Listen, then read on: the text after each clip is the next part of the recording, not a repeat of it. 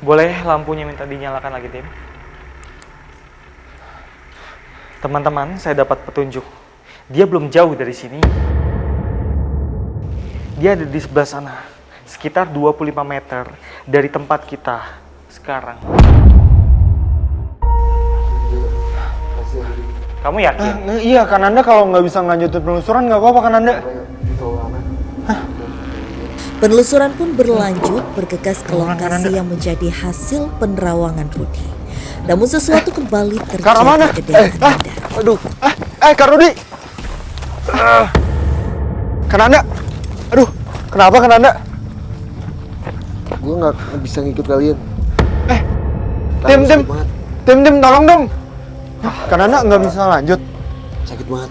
Karena jatuh tadi. Iya, yaudah. Dan bener aja setelah itu kan Anda nggak bisa ngelanjutin penelusuran lagi. Tapi akhirnya aku sama Kak Rudi melanjutkan penelusuran untuk menuntaskan sosok yang sampai menyebabkan kecelakaan di tempat ini.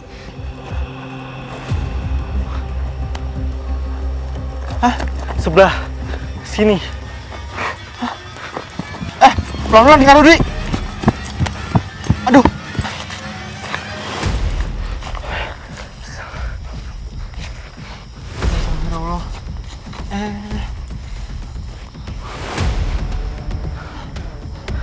Saya datang ke sini bukan untuk berperang.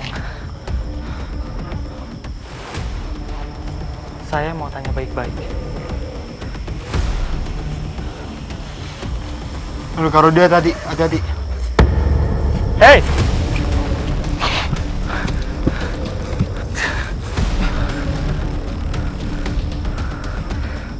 Salam.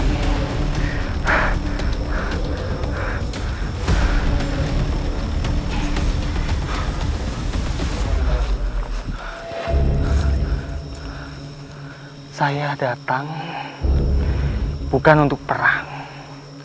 Saya mau tanya sama kamu. Sekarang sosok itu ada di sini.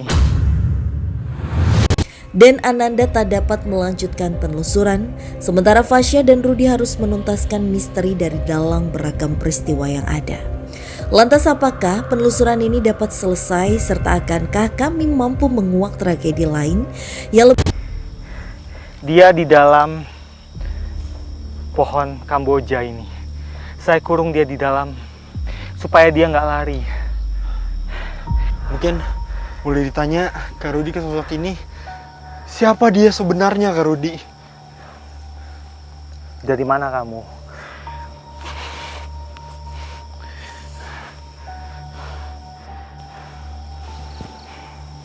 Air. Air apa? Sungai. Sungai. Dari sungai, dia bilang. Dari sungai.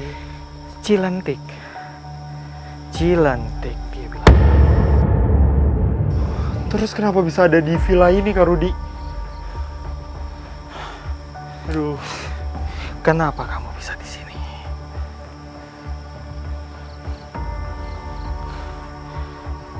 Dia datang ke sini, kemudian dia menguasai wilayah ini. Dia nggak suka Sungai Cilentik itu jadi berubah karena manusia. Manusia sudah mengubah Sungai Cilentik. Sebentar, mengubah tuh maksudnya apa ya Kak Rudi? Mengubah apa? Hah? Mengubah apa?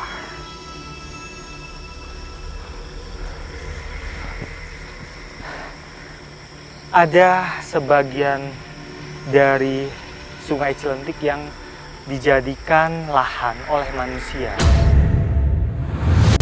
Dan itu membuat dia nggak senang. Oke, dan imbasnya itu ke sini ya, Kak Rudi? Atau gimana? Iya, dia bilang seperti itu. Oke. Aduh, Mas Kak Rudi. Ayo, mau kabur ya?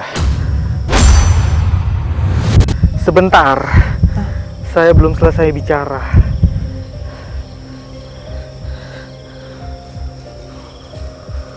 Aduh, Saya belum selesai bicara.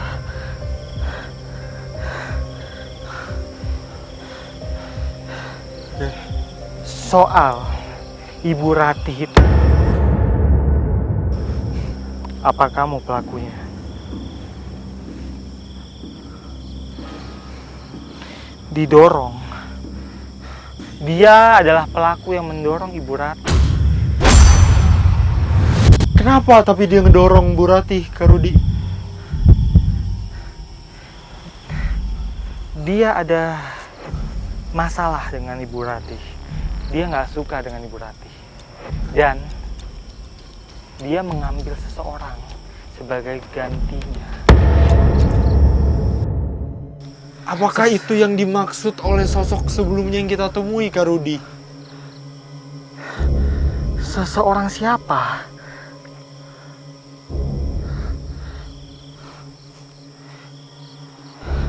Ada seorang paruh baya, bisa dibilang hampir tua. Dia itu bapak-bapak dan dia diambil oleh makhluk ini dan bangsanya diambil, dibawa ke alamnya sebagai pengganti dari Ibu Ratih. Dan kejadiannya itu sudah lama sekali dia bilang. Tapi dia gagal mendapatkan apa yang diinginkan. Dia gagal melakukan apa yang diinginkan. Dan akhirnya dia memilih sosok parubaya yang tadi Kak Rudi sempat sebutkan itu. Orang itu seorang pekerja di sini. Pada saat itu dia sedang berenang, mandi-mandi di sungai. Dan dia lihat makhluk ini lihat orang itu yang paling lemah.